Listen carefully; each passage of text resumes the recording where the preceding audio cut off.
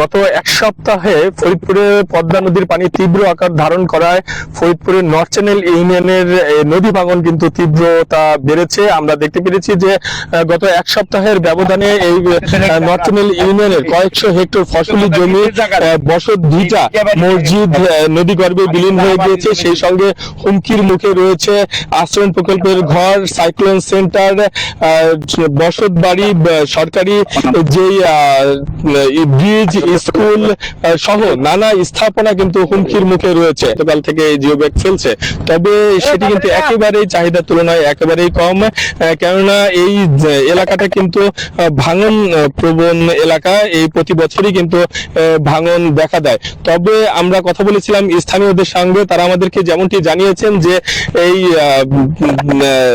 এক শ্রেণীর অসাধু ব্যবসায়ী যারা রয়েছে তারা এই বালি উত্তোলনের ফলে কিন্তু এই নদী ভাঙনটা কিন্তু বেড়ে যায়।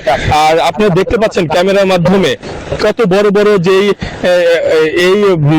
এই ভাঙনটা কি পরিমাণ তীব্রতা, যে মিনিটে মিনিটে বড় বড় চাপ পড়ছে, এই চাপগুলো ভেঙে নদীতে চলে যাচ্ছে।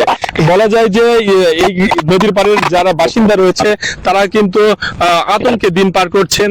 অনেক বাড়িঘর কিন্তু সরিয়ে অন্যত্র নিয়ে যাচ্ছেন।